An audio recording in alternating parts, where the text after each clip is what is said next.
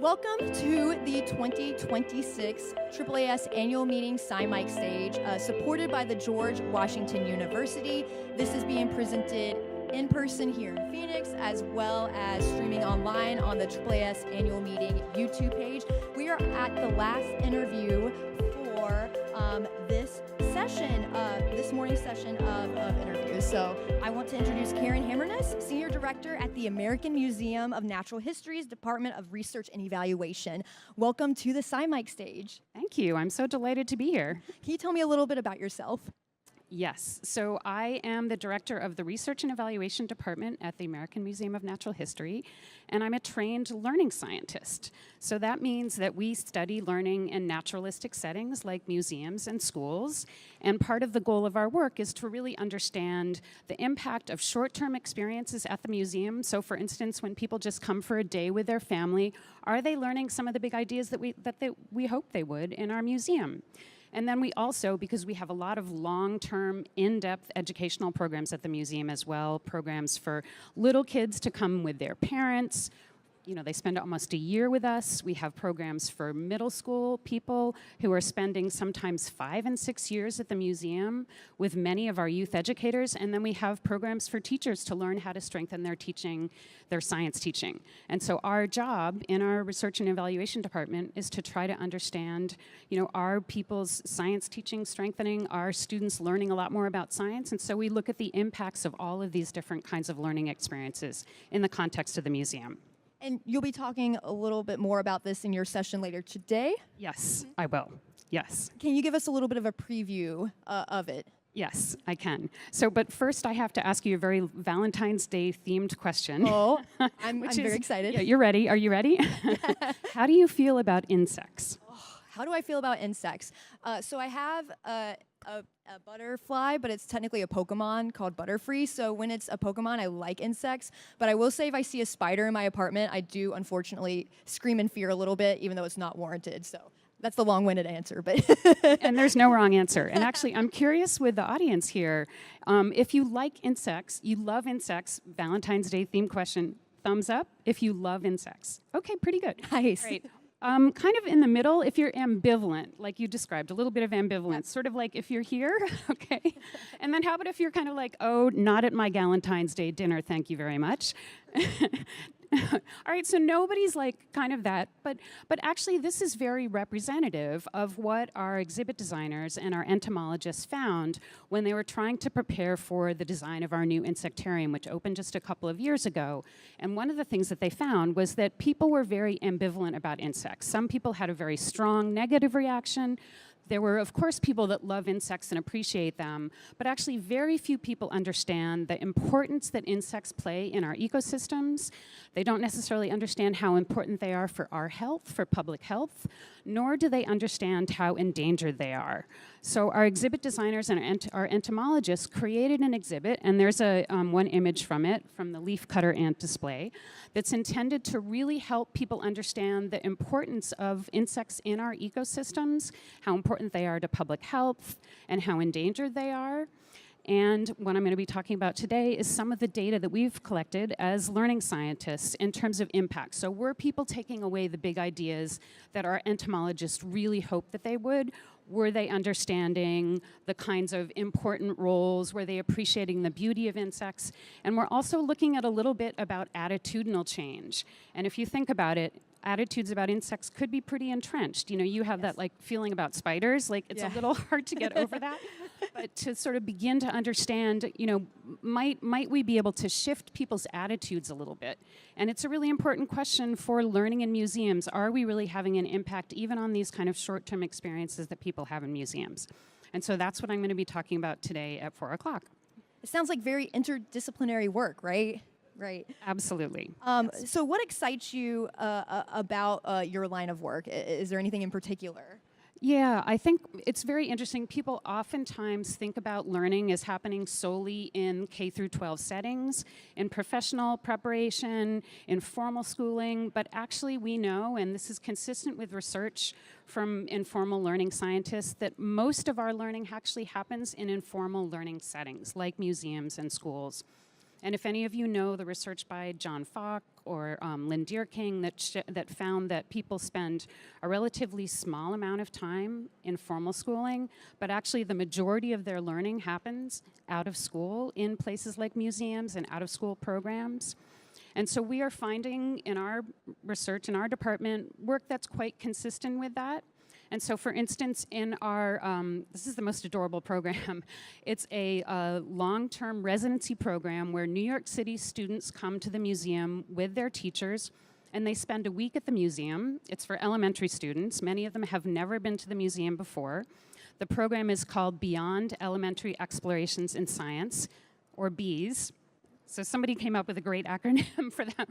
Our amazing education colleagues are terrific at that. But basically what we're finding is when students spend a week with us in the museum, their understanding and their attitudes towards insects are shifting, so they're much more likely to talk about insects as valuable and worth protecting. They also, as an aside, because we're very interested in people's feeling of connection to science, report that they feel much more connected to the museum. They feel a real sense of belonging and that the museum is a place for me, which is something really important because many of these students had not been to the museum before.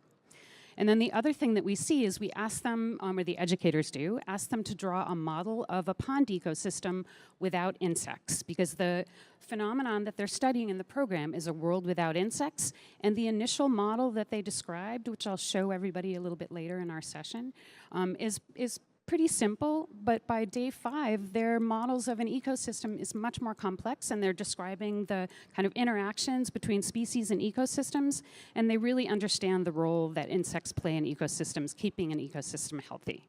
So it's really exciting to see the impacts of informal learning experiences and the kind of value of museum learning. So we're so excited about that.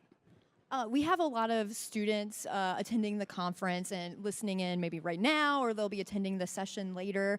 What advice would you give to folks who hear about this research and think, wow, that's so cool, I want to do something similar, I want to try and take a similar path maybe? What advice would you have for them? You know, I think the prior speaker was talking a lot about mentorship and how important that is. And we're actually in the midst, very interestingly enough, of a 10-year longitudinal study that's looking at what supports young people's pathways into science. The focus of the study actually happens to be people who've had a long-term mentored research experience at the museum. So it's a very special population of students. But I think that the findings from this study are very relevant for many people who are interested in pursuing STEM. And we are finding that social networks really matter for young people.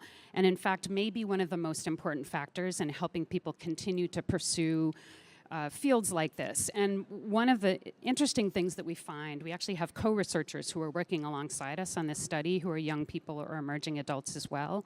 And I think many people have this feeling that kind of reaching out for your networks is kind of a little bit icky, or sort of like, I don't know, not manipulative exactly, but it doesn't really feel, I don't know, it's a bit technical, but actually it's so important to build community.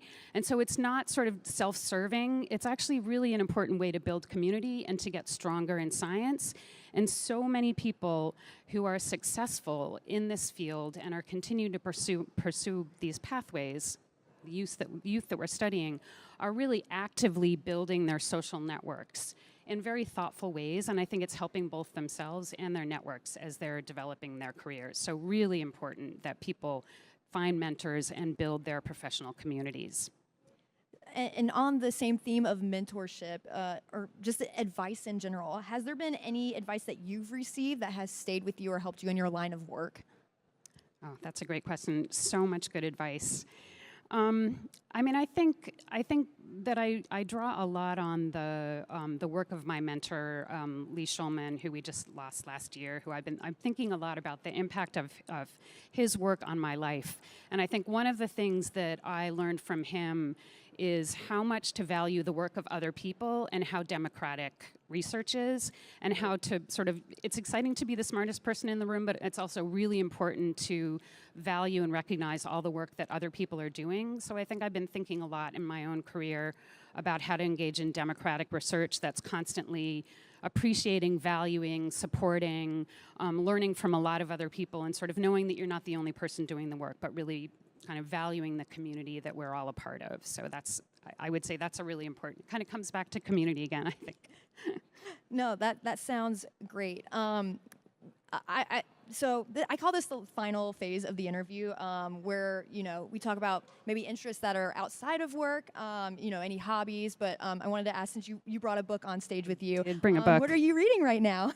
I am reading Orbital. It's a novel by Samantha Harvey. It won the Booker Prize in 2024. And it's a terrific book, actually, for me, because I have an office in the planetarium, so I'm actually looking at the Hayden Sphere. Oh, that's cool. And this book is about the lives of 6 astronauts who are orbiting the Earth. And it's both the story of sort of their lives as astronauts and the impact of their role on their families, and also sort of being in space on their bodies.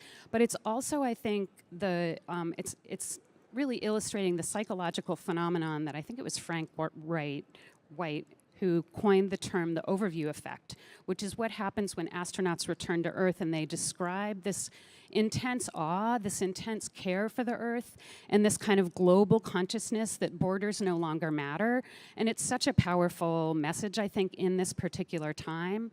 And for me, I think it's also a lot about learning, sort of how different types of perspectives, which I'll talk a little bit about today, changes in scale can really help you learn and bring a new perspective. So it's this gorgeous poetic book. I would highly recommend it. It's incredibly positive and beautiful. Very much, again, I think about community. So highly recommend the book. Definitely adding it to my list. Do you have any final thoughts that you would like to leave listeners here in Phoenix or anyone who's tuning in online? I think, again, it comes back to community. I mean, it's been I think, especially during the pandemic, it was hard for people to come together. But I think learning from one another, I think spending time, I think reaching out, making connections, it's such a valuable thing. And I think these conferences are incredibly important for this kind of experience. So thanks for bringing us together today. Thank you for joining me on the Sci-Mike stage, and I really appreciate your time. Thanks again. Thank you. We are done with interviews for this morning session on the Sci-Mike stage. We will be back with a few more interviews to end the day, on my end at least, here at the Sci-Mike stage, I believe, beginning at 2:15. But thank you all for tuning in. Appreciate it.